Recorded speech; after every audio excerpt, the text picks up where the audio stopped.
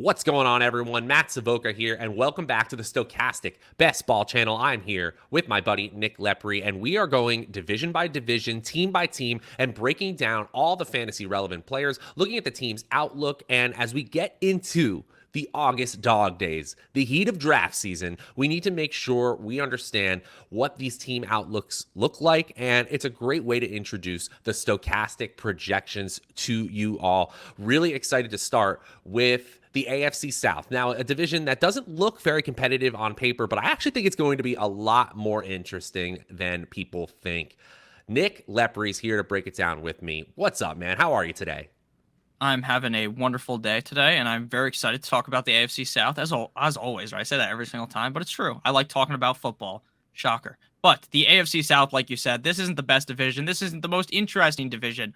But even on these bad teams, there are good fantasy football players, and that's what people need to kind of put in their minds. Right? You might not like the Texans, but there could be multiple players on this team that are league winners. Bottom line here, there are one, two, three, four players in the entire division being drafted amongst the top 50 best ball picks right now. And we get it. People are looking at game totals and win totals, and this team is not expected to carry a ton of the wins or the high total games in this division. So I kind of understand where people are coming from a overall ADP standpoint, but let's go team by team. And you talked about it. The Houston Texans, one of the lowest expectations in terms of win totals. They early in the spring had a 4.5 win total expectation, and now they're up to a 4.5. So nothing has changed at all there. They do have a new head coach in Lovie Smith, and they already lost a early round pick in John Mechie for the year. He is going to miss his rookie season with a foot injury. And so Brandon Cooks is rising in ADP all summer long, was at 62 earlier in the spring, is now up to 51.1, 50th overall. Brandon Cooks at ADP, I think, is a smash nonetheless. Yeah, completely agree. I have been someone that's been banging the drum for Brandon Cooks for seems like the whole time we've been talking about fantasy football, right? Even all the way back to March or whenever we started doing this. So I really like Brandon Cooks a ton. Again, his ADP is moving, but at the end of the day, he's a guy that I feel is very safe and will probably smash over 1,000 yards and does have some decent upside, especially if Davis Mills elevates himself to the next level. And I think Davis Mills gets a little bit too much hate right now. He's coming off the board at pick 200 plus, right? So if you're looking for a 210, third yeah, quarter, 210 yeah, overall. Free. a third, yeah, free. So if you're getting a third quarterback, you're looking for upside. If you've already drafted Brandon Cooks, I see no reason not to just take the shot on Davis Mills because he's definitely better than people give him credit for, and he might finish as quarterback 18, and that's definitely a lot of value coming off the board around 210. Right. That's the thing about Davis Mills. You're not getting a lot of top 12 weeks, but if you're looking for the floor, the QB 16 to 20 type week, I think you're going to pretty consistently see that from this team, especially because they're going to be playing in comeback mode because we expect them to be losing in a ton of these games. So you're kind of saying that Brandon Cooks is fine at ADP, but you especially like stacking him up as a third quarterback with Davis Mills once you get Cooks, because Cooks is a player that we are suggesting in the stochastic best ball rankings that you take around 5 to 6 picks ahead of ADP because you want that free floor and target consistency value. So is that what you're kind of adding on to this, that you want the strategic advantage of the extra Davis Mills stack with Cooks? Yeah, that's definitely what I'm looking to do if I don't commit heavily on the quarterback position. So if I draft like Justin Fields and Trevor Lawrence or that range of quarterback, I definitely want to be getting three in my opinion. But if I go Lamar Jackson and then in the seventh round I draft Tom Brady because I'm trying to get these big stacks, then I don't think you need to do that, obviously. Yeah, I think every draft is a little bit different too. On the Stochastic Best Ball page, we had an article from our co-founder Alex Baker talking about the value of a third quarterback, even if you take one elite quarterback. If you take two, like you're talking about in that hypothetical, I think that it's a different calculus. But if you take Definitely. one elite quarterback, one mid-round quarterback, then I do think adding a final round quarterback like a Davis Mills or a Mitchell Trubisky or a Kenny Pickett, someone like that, is actually a pretty decent bet for you, again, as a third quarterback. The other players I do want to mention here, the running back room is really, really baffling. I know you're a big Damian Pierce fan. Marlon Mack is pretty looking like a pretty decent value in our current stochastic rankings. Rex Burkhead is a player who you can't be overly enthused about. Like I'm taking him around pick 195, 200, very late in drafts, but quietly could end up being the main contributor in that backfield. It's just a ton of uncertainty. So why not lean into that uncertainty in best ball drafts? And the other honorable mention here is Brevin Jordan, the tight end, who I think will get some extra red zone usage this year. Again, that's not going to be happening all the time, but I do think, at the ADP of out of 200, we're talking about last round picks, getting sneaky Texan stacks at the end of drafts. I think he's a fine play. Yeah, I also like Brevin Jordan a decent amount, especially if I really go heavily into the tight end position later in drafts. So if I don't draft one of those top 5 guys, I'm fine drafting Brevin Jordan as my 3rd tight end, just hoping for the upside that he did look pretty good towards the end of the season. So and I think that he's now kind of locked in as their tight end 1, whereas last year they were using Jordan Atkins as well, and things were kind of a little bit up in the air. Yeah, he's got a carved out role where they will make attempts to make him the first look, especially near the red zone. That's always a player I like, especially when the ADP is free. Now we move on to a team with also low expectations, but not quite as low. And we have seen some movement from the spring to the summer in their win totals in the sports books. They were at 6.0 wins now on DraftKings. They are at 6.5 wins as an expectation. The Jacksonville Jaguars have a new coach in Doug Peterson. And I've been saying all summer long that just the baseline level competence of this team is going to be so much higher moving from Urban Meyer to Doug Peterson, regardless of the changes in personnel. They also have a new offensive coordinator in Press Taylor, the Colts offensive assistant last, and with the Eagles QB coach with Doug Peterson. They also had a new defensive coordinator in Mike Caldwell, who was the linebackers coach for the Buccaneers previously. Now, the big news out of Jacksonville is that James Robinson started the season off the PUP list, not on the PUP list. He actually looks really good in the videos we're seeing out of training camp. Not that that means much to us, but it also means that Travis Etienne, who's currently at a 35th overall ADP, is probably going to see a precipitous fall in draft position throughout August. Where do you think he ends up settling in ADP? Probably back to where he was around pick 50, 60. If I'm being honest with you, I was really in on Travis Etienne a couple weeks ago. Originally, I was kind of off because I was like, oh, James Robinson's going to come back. And then everyone and their mother's talking about, oh, James Robinson's basically, he's screwed. He's fucked. He's not going to do anything. And now James Robinson, you see him out there. Trevor Lawrence missed him by probably a quarter mile on the video I saw, but he was running quite fast. So that's looking good for James Robinson.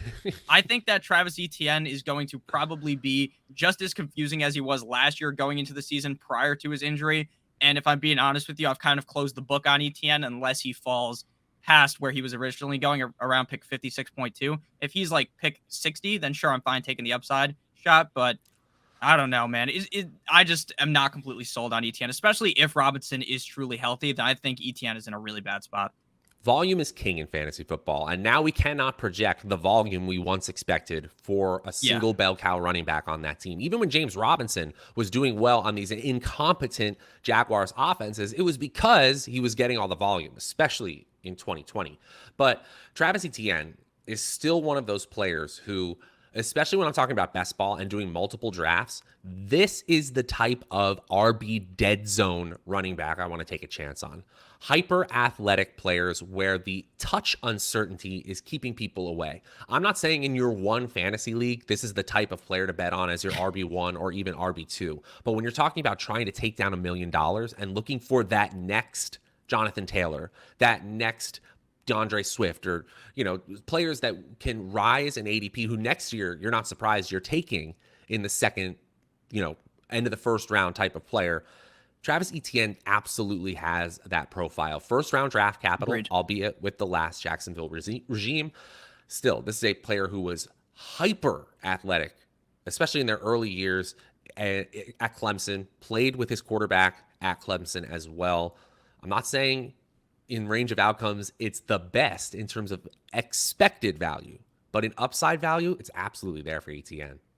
Yeah, and I was more talking about redraft. And best ball obviously is worthy to take the shot on Etienne because he does have that crazy upside, like you said. And Lawrence last year was, I believe, the #1 quarterback in terms of check down rates to throw to the running back. So if that is the case, I mean, that is Etienne's bread and butter, right? James Robinson is he's not Derrick Henry, but Travis Etienne is certainly better at catching passes. Yeah, they should find a way to use him, even if it is at the expense of players like Laviska Shenault, who at this point he's post hype sleeper. I mean, it's probably the last year to see if there's any relevance for him at all. Christian Kirk was the big signing over the offseason. He's going at 83 overall right now, up from about 94 overall earlier in the spring.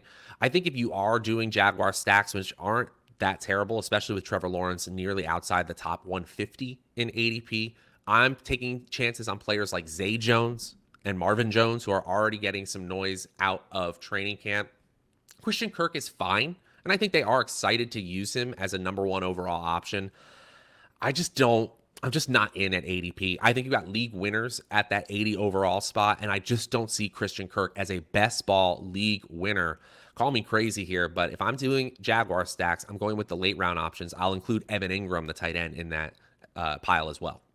Yeah, I completely agree with you. I am very big on Marvin Jones. I made a video already, I believe, on the fantasy football talking a lot about Marvin Jones and how people are kind of just throwing out last season completely. I mean, I understand he wasn't great, but he was still the number one receiver on the team. And it's not like Christian Kirk really, for me, moves the needle. I understand sometimes you want to follow the money, right? They backed up the Brinks truck, gave him one of those comically big checks. But at the end of the day, I think Marvin Jones honestly might be a better, more talented player than Christian Kirk. And I think this year, without obviously the Urban Meyer situation, I think Marvin Jones could really flourish this year, especially if Trevor Lawrence looks a lot better because Lawrence looked bad last year. I am still in on Evan Ingram in best ball, but let me tell you, Evan Ingram looks terrible based upon every single report I've seen. Like, he's wide open on the 2-yard line, hits him in the fingers, drops the ball. It's like the Giants all over again. Now, I think Evan Ingram is always one of those guys you draft because he looks good shirtless, right? He's one of those athletic freaks. But the problem is that doesn't necessarily always correlate to being a great fantasy football player. Yeah, and they still have Dan Arnold on the roster, who has only performed above expectation, got hurt last year. But you're right. Even if Evan Ingram is hyper athletic, is getting open all the time, if you can't catch the football, you're going to get kicked off the field. So that uncertainty there, Dan Arnold is completely free in best ball drafts. That's a good 18th round pick if you're trying to just mix things up. We move on to the upper echelon of this division. But before we do, just want to remind you guys, we are brought to you today by Underdog Fantasy. If you're watching on the YouTube channel, you can actually see the banner at the top of the screen. And we are kicking in a little bit of extra for you. So Underdog, they're giving away free money if you're a new sign up. That's a big thing. Free money is hard to come by in the sports betting, best ball, or fantasy football world. This is one of those opportunities. If you haven't played over there, what are you waiting for? The winner of last year's big Best Ball Mania 2 tournament, $1 million winner, drafted in June. So in the beginning of August, we need to get ahead of the game. And if you use promo code Stochastic, you can get up to a $100 first match deposit bonus. That is the free money I'm talking about. That's 4 free entries into this year's flagship Best Ball Mania 3 tournament, $2 million to first place, $1 million to second, $1 million to the regular season champion. Or if you want to get into smaller tournaments, smaller entry fees, they've got the Puppy 3 tournament starting today, August 1st. And that point is $5. $5 entry fee, 20 free entries if you use that full deposit match bonus. And here's the other kicker, guys. Over at Stochastic, we're going to kick in a free best ball rankings kit, and it's going to have fantasy football rankings for you as well. Expert consensus rankings, projections from Alex Awesemo Baker and the rest of the data and tools team over at stochastic.com. It's all free when you use promo code Stochastic to sign up. So make sure you take advantage of that, the first match deposit bonus, and we'll kick in that free draft kit as well. Stochastic. The Tennessee Titans have a 9.0 win total. That's held steady throughout the offseason. Mike Vrabel has been there since 2018. Todd Downing, Shane Bowen, they have a lot of continuity here, except for at the wide receiver position. This was not a position that was performing particularly well outside of superstar A.J. Brown. Julio Jones, a massive disappointment, couldn't stay healthy. They were throwing to players like Nick Westbrook-Ikhine significantly last year. Now you got Treylon Burks, a first-round pick. Robert Woods comes in, recovering from that ACL injury. We're expecting him week 1, and especially we're expecting Derrick Henry to be back at full strength. He's currently going number 7 overall. Are you in on Derrick Henry in 2022 in best ball? Yeah, I'm in on Derrick Henry. I was out beforehand, but his ADP just keeps moving, right? He keeps falling further and further back in the draft. And I'm seeing drafts where he goes closer to pick 10, 11, or 12 when compared to pick 5, 6, where we were seeing him initially. Now, I think in redraft leagues, he's probably going to be cemented around the 5th, 6th spot. But in best ball drafts, I'm very in on Derrick Henry. Again, the guy doesn't have rushing up or receiving upside at all. I joked about that before. We know that about Derrick Henry. But at the end of the day, this team is going to be good. They want to run the football. They want to run the football aggressively. So I'm all aboard the Derrick Henry train. And I think a lot of people are still kind of negative towards him because they think there's too much tread on the tires, whatever type of fucking analogy you want to use. At the end of the day, he's still, like you say, he's hashtag good. He's really good. So I'm not too worried. He's terrible to take down when he's at full speed. And the bottom line is I'm kind of throwing out the stats from when he came back against Cincinnati because it was rushed. Plate in his foot. Like, he needs time to recover, guys. It's really good for his 2022 outlook that he got back onto the field, but he needs that time to recover that he got over the offseason. Bottom line is, when healthy, this guy's getting 25 total opportunities per game, has 35-point upside, and it's annoying the way he gets there, right? Because it's massive breakaway runs and multi-touchdown games, which are the hardest thing to predict in fantasy football. But the bottom line is the spike weeks for Derrick Henry are different than spike weeks for most human beings. So we need to take chances on him at his 7th overall ADP. I am not fading him. I've seen a lot of premier sites being totally out on Derrick Henry. Maybe in your one fantasy league, it's too much risk, but in best ball leagues, especially when you're talking about these big tournaments, multi-entry tournaments, do not leave best ball season without a good chunk of Derrick Henry. The passing game is very interesting to me. I think Robert Woods is being underrated. He was the wide receiver 12 last year before he got hurt. And then we saw Odell Beckham in that Rams wide receiver 2 role do fantastically well. I get it. The Tennessee wide receiver 1B role is very different from the Rams' second wide receiver role, and he'll be competing for targets with first-round pick Treylon Burks.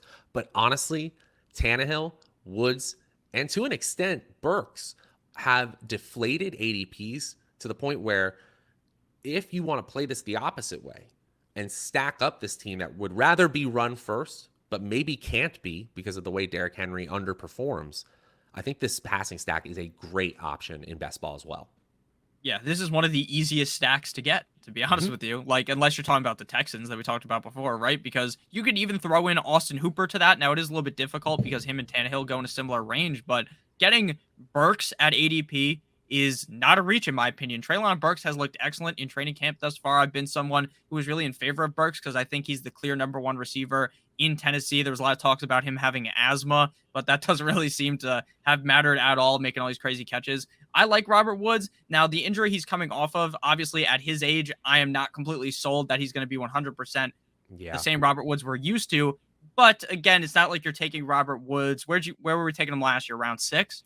Round 5, right? That's not where you're getting him. He was going he was going before Cup in many drafts. Like 4. Yeah, I mean, I talked people into Woods over Cup, so I'm a bit of a dumbass, but it's okay because I like Robert Woods still this year. But again, I'm not saying that you need to go heavy on any of these guys except for Burks, who I am a humongous fan of this year. And again, the stacking is just way too simple. And Ryan Tannehill had a bad year last year compared to what we're used to in Tennessee, and I think he's bound for a bounce back. I think so too. And remember, they use him as a rusher inside the red zone because of how good Derrick Henry is inside the red zone. He is a great play off of Derrick Henry's prowess there. I think he's a smash play at 188 overall right now. I don't think Malik Willis gets onto the field this year, barring injury. The final team in the AFC South, the favorites, Indianapolis Colts, their win total has moved from 9.5 earlier in the offseason to 10.0 on DraftKings. Frank Reich back for yet another season. They do have a new defensive coordinator in Gus Bradley, but the big change for the Colts, obviously at the quarterback position, they get an absolute smash trade from Washington in trading Carson Wentz. Holy moly, they got a lot for him. And then they bring in Matt Ryan from the Atlanta Falcons, who has a diminished stock right now, but I really think Matt Ryan can bring this team to the next level, especially with the help of that running game led by Jonathan Taylor, the pretty much consensus 101. He was actually at the 1.1 in ADP earlier in the offseason. That's now shifted around as people have multi-drafted. He's now at 1.3, clearly the most typical #1 overall. there's not much we have to say. Draft Jonathan Taylor when you get the opportunity to, especially if you're not someone who's maxing out these drafts. If you get the number 1 overall pick, just take Taylor. If you're getting over the point where you're drafting more than 15 to 20 teams in one of these tournaments, then you can start varying it up with players like Christian McCaffrey or Cooper Kupp. I digress. The player I want to talk about is Michael Pittman. His ADP has moved from the end of the third, 35th overall, to almost the end of the second. He's at 28th overall, and I would be comfortable taking him at the end of the second round. Michael Pittman has a ton of green flags in terms of breakout potential for 2022. How you feeling about his new ADP? Yeah, I like Michael Pittman. Now, I'm not the biggest fan of his ADP, if I'm being honest with you. I think if you're drafting redraft leagues, you're definitely drafting him where he's going, right? Because he has a bit of a discount in redraft leagues, where as on Underdog, all these best ball sites, Michael Pittman is really getting fluffed up here to be a big play here. Now, again, I don't think that means that Michael Pittman's a bad player. And does that mean that I'm fading Michael Pittman? No, all I'm saying is that I think his ADP is a little bit high. I think he is going to take that next leap up with Mr. Matty Ice there over Carson Wentz. I mean, that's just a humongous upgrade. Even though Matt Ryan wasn't too good last year, I really think he's a significantly better quarterback than Carson Wentz. So I'm excited about the upside of Michael Pittman, but I'm not saying that he's a smash pick where he's going right now. Like, I don't see him. I'm like, holy shit, I need to press the draft button, where there are some players in the draft where I do think that. I'm going to be honest. He's turning into one of my flag plant players for 2022. 25.7% target share, 14th in the NFL at the wide receiver position last year with Carson Wentz. His air yard share, 30.2%, a little bit lower, but still inside the top 25. He was 15th overall in total receptions, 28th in expected fantasy points per game. So the quality of those targets still weren't what I want them to be, but the volume was. I think that volume is going to remain steady, and Matt Ryan and the team will be in the red zone more often. The quality of his target is about to go up. So simple math there. Same volume, more efficient volume from a new quarterback. He's going to improve. I think that he's going to smash his 14.0 fantasy points per game last year. I love this player. And if you are feeling more like Nick, guys, you don't have to take this player. And then everybody else is essentially close to free, right? Naheem Hines at 138th overall, who's kind of a hybrid passing game option. I think you can go ahead and stack him with Matt Ryan. Alec Pierce, Paris Campbell, outside the top 100, outside the top 170 players in ADP. And then we'll also throw in Mo Alley Cox, the tight end, who is likely to get the most snap share. Now they do have a couple new players like Kyle Granson, going outside the top 300. This stack outside of Pittman is literally free. By the way, Matt Ryan, 157 overall, not hard to acquire either. Yeah, and now, again, I'm not very low on Michael Pittman, right? I still think he has the upside to be a top 12, maybe even a top 5 receiver, but I just like the receivers going around him. At the end of the day, I really like Alec Pierce and Paris Campbell. Paris Campbell has apparently looked really good in camp, and Paris Campbell has looked really good in the National Football League. The issue with him is that I think the last 2 years he's just gotten hurt before things could really start, right? Things start to look good, and then bam, he's on the floor, which obviously sucks for fantasy football, and for him, obviously, you don't want to see that if you're Paris Campbell. But I think if he could stay healthy as the number 2 wide receiver in an offense with Matt Ryan, we've seen Matt Ryan have the number 2 receiver on his team be very good in terms of fantasy football in the past. Now, again, is Matt Ryan still the same quarterback from 10 years ago? Of course not. None of these guys are. But at the end of the day, he is still a lot more talented than people give him credit for. The Atlanta O-line screwed him over last year. I really think that Paris Campbell and Alec Pierce are smash picks. I've been taking a lot of both of them. I honestly think Paris Campbell's the better value, but they're going in such a close range that the fact that Paris Campbell goes slightly deeper in some drafts really doesn't matter. So I like both of them. And I think they're 2 guys that I want to be taking a lot of shots on deep in drafts. And I think a lot of people will start to realize that very soon. Well said. I have nothing else to add because I fully agree. The very last thing I do want to mention are the backup running backs for these top tier teams. Mm-hmm. Obviously, we don't want to wish injuries upon either Jonathan Taylor or the Titans' Derrick Henry, but the amount of expected workload, particularly on the ground, correlates pretty heavily to some missed time during the season, which makes their direct backups, Phillip Lindsay in Indianapolis and likely Hassan Haskins, in my opinion, in Tennessee, very interesting final round picks. It's not that I expect anything other than zeros most weeks, but the upside is there, right? The 20 touch upside for both players is there. We understand the scenario in which that happens. We don't wish for that scenario, but we understand that there is a likelihood that that could occur. So just an honorable mention for both players as interesting 18th round picks, despite us not feeling great overall about this division from a fantasy perspective. There you have it. 4 teams up, 4 teams down in the AFC South. Just about 25 minutes to break it all down. Nick, any final words about this division or any honorable mentions you didn't really get a chance to talk about before we head out of here? Yeah, I also am somewhat talking myself into on the Tennessee Titans. If Robert Woods isn't able to really return now, it seems like he is going to be able to. That I think I've sold myself on Nick Westbrook, Ikain, or however you pronounce his last name. I apologize to him.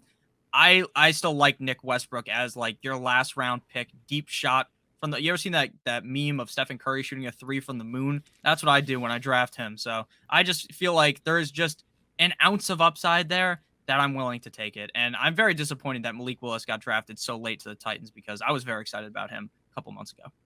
Hey, it's a weird league. You never know how they might use him. Maybe they use him like rookie year Lamar Jackson in these weird offensive sets. You never know what Mike Vrabel's going to do, especially when that team gets close to the goal line. This was a lot of fun. Follow Nick at Notorious FNTSY. You can follow me at Draftaholic. Take advantage of that Underdog fantasy offer and use promo code Stochastic. And one final thing, guys, go ahead and like the video. Subscribe to the channel. That really helps us out. Helps the YouTube algorithm know what we should do next. Helps us out a ton. For Nick, I am Matt. For the Stochastic Best Ball channel. We'll see you guys next time. Adios.